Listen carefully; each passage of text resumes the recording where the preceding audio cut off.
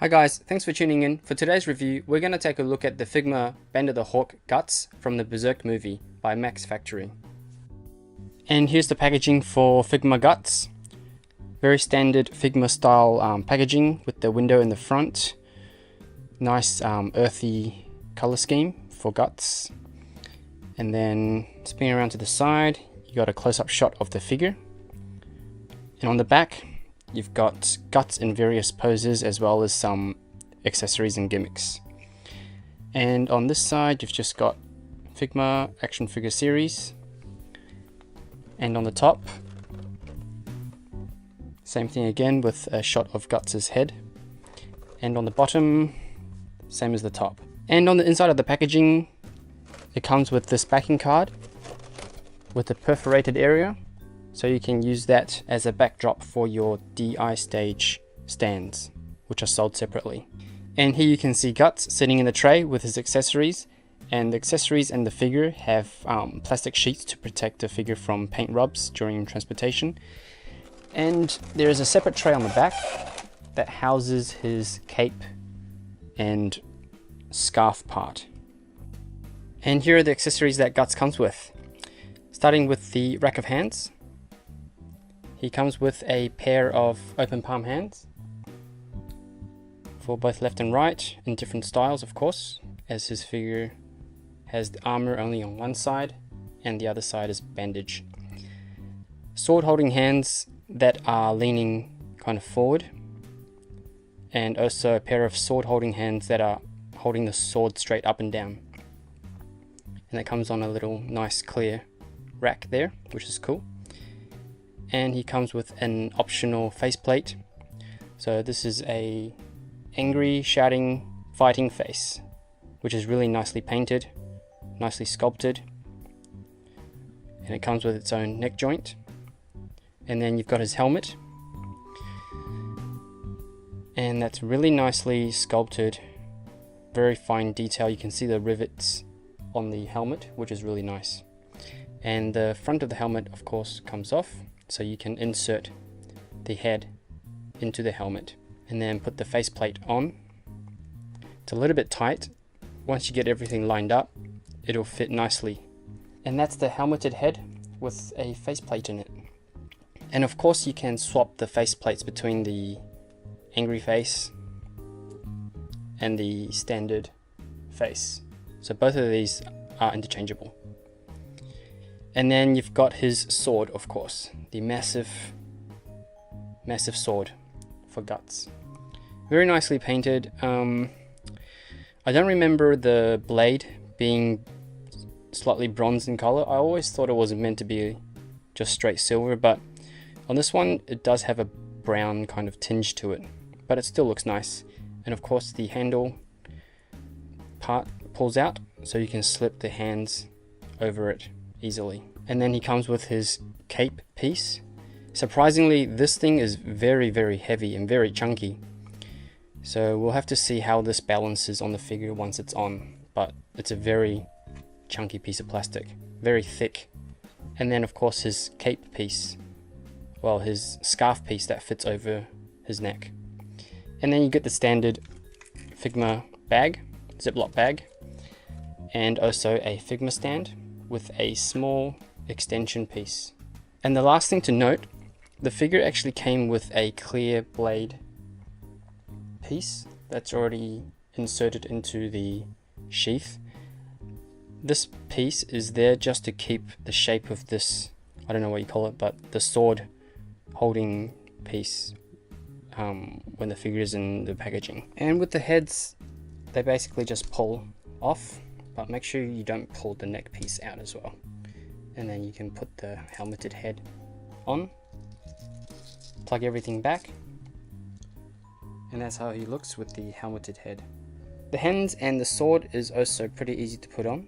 So pull this piece off, put the hand on, this piece back in, and then just plug it into his wrist. The wrist joint here is a little bit loose because it's such a tiny joint, so you just have to kind of work your way around that. And with the cape, there's 2 holes on the back and there's 2 pegs on the cape, and basically just plugs in together like this. It is a little bit tight, but that's good. Prefer to have it tight than loose. And that just sits on like that. And I can already feel that this is very, very back heavy. But anyway, I'll keep going, and I will put might be easier to pull the head off. And this piece just kind of rests there. And that's how he looks with the cape attached. So let's take a closer look at the figure. But before I even get started, let me just show you how much of a lean he has to kind of do in order to stand upright with the cape on. It's just ridiculous. This cape is super heavy, and I'm having to lean his body that far forward for him to stand with his cape on. So the first thing I'm going to do is take off his bloody cape. I don't know why they just didn't include like a fabric cape to begin with, or even make this cape thinner or lighter. It's just ridiculously heavy. Listen to this. It's probably about as heavy as the figure itself. Alright, now that we've got that out of the way, let's look at this figure. I absolutely love the sculpting on this guy. Look at his hair. Very detailed sculpting on his head. Nicely painted face. And the skin tone is really nice. It's got like a very tanned look to it, which suits the figure, the character perfectly. The armor on these on Guts, they are made from soft bendable plastic, but they still look really sharp, like armored should. And also on his torso, these pieces are actually soft, and I've actually just done something, I'm not sure what, but now this piece moves all the way up. Okay, maybe it's supposed to be glued in, but anyway, still looks okay, still looks nice. Don't think anything's broken. And then spinning around to the back, you can see his big long sword storage thing, which is again soft plastic, so it can kind of move around. And then let's have a look at his waist area. Armor again very nicely sculpted, and it's nice and soft. Shame about the knife, it's actually just for decoration, so you can't actually pull it out. So very tidy paint job on the pants and the buckles. Pants look good, nice creases in the fabric. And moving down to the boots, very nicely detailed heel spur here, nice and pointy. So yeah, overall very attractive looking figure. With articulation, he can look up that far and look down that much. But if you push it all the way down, you will get this massive gap on the back of the neck. So ideally you only want him to look down about that far if you don't want that massive gap. He can tilt his head from side to side, which is good. Rotate all the way around, so that's pretty good.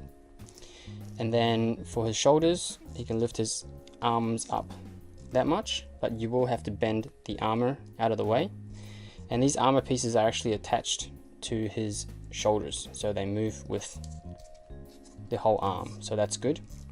And there is no bicep cut, but there is a swivel joint at the top of the shoulders, so he can roll his arm like this.